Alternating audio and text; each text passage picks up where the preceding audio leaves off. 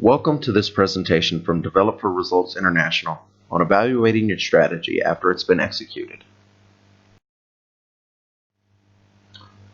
As mentioned in our previous videos, to ensure that any strategy or strategic initiative is effective, execution needs to be monitored on an ongoing basis.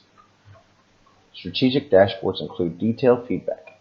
This feedback in turn includes reports, statistical data, and graphs. Those using the dashboard can typically view the data in several different formats and share it with others. A key use of strategic dashboards is to provide information during quarterly strategy review meetings. There are a number of key benefits to using strategic dashboards for tracking strategic objectives. They provide a high-level overview of strategic progress that top-level management can drill down into, combine multiple views into a single display for convenience and efficiency. Because management can quickly assess the current status of the strategic objectives, it could respond quickly if a problem arises. Review meetings are the third method you can use to monitor implementation. The purpose of strategy review meetings is to discuss the progress of the organizational strategy map. They identify risks together, highlight implementation problems, and discuss why the problems are occurring.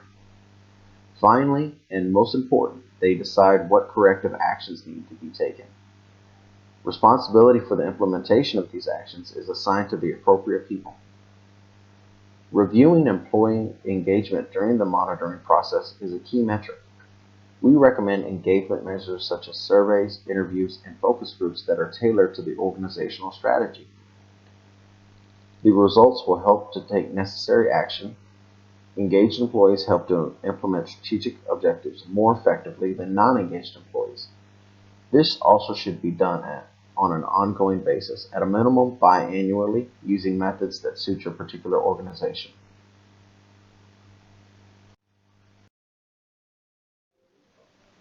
Having a strategy that's appropriate and adaptable is critical for success.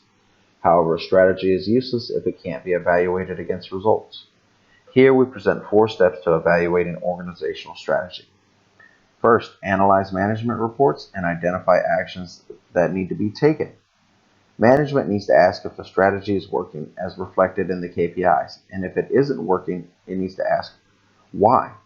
Then it can determine which variances should be given the highest priority. Actions and timelines are then assigned to the appropriate employees.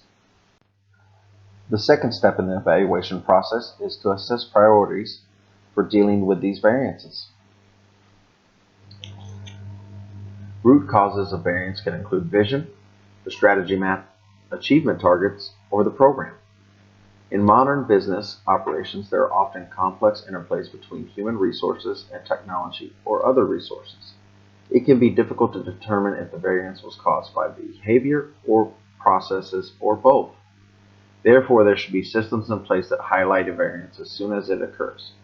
When establishing the root cause of a variance, evaluators should look back at the strategy's initial intentions. What were the current circumstances and challenges that led to an objective being created? What strengths, weaknesses, internal capabilities, and external opportunities shaped the issue? Once the organization has linked the variance to their causes, they can be prioritized based on their magnitude, the certainty of the trend, and their impact. The organization needs to decide what actions need to be taken and if needs to categorize each action item. The third step in the process is planning what corrective actions to take to address areas that may be associated with the root cause of a variance. The organization's vision, strategy, map, achievement targets, or the program itself. As management plans corrective actions within one or more of the key change categories, it considers a number of options. Correcting a root cause of a variance might involve altering an organization's structure, replacing one or more key individuals, selling a division, or revising a business mission. For example, there may be large or small scale changes. The last and final step in the evaluation process is to record lessons learned.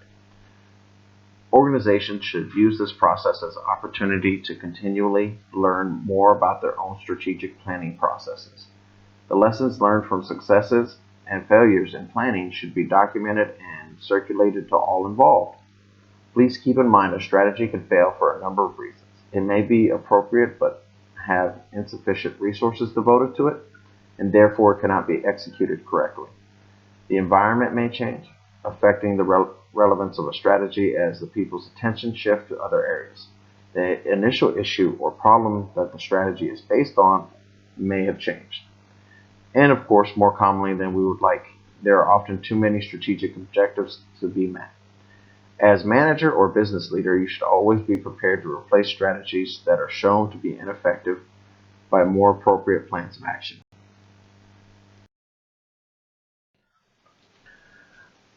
Once you have evaluated the execution of the strategy, its result components of strategy then become areas of change. The root causes of variances discovered during evaluation are linked back to one or more of these change categories.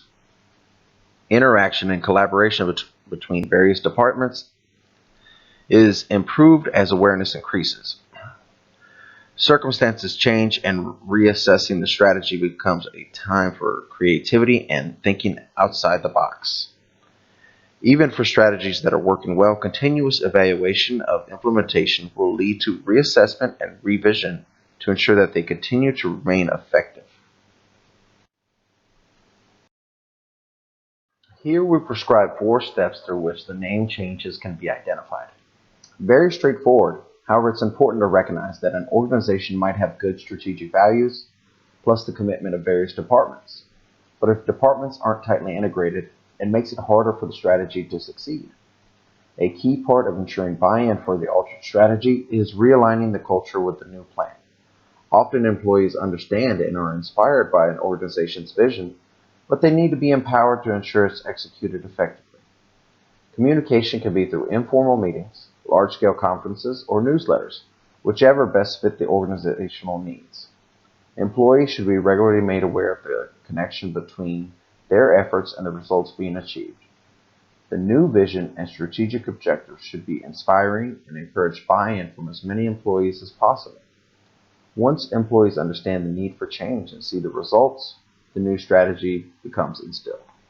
Therefore, it's important that the revisions and changes are communicated to all levels of the organization in order to inspire behavior change. Thank you for watching. Please visit us at DFRIHR.com for more information on our consulting and advisory services and blog updates.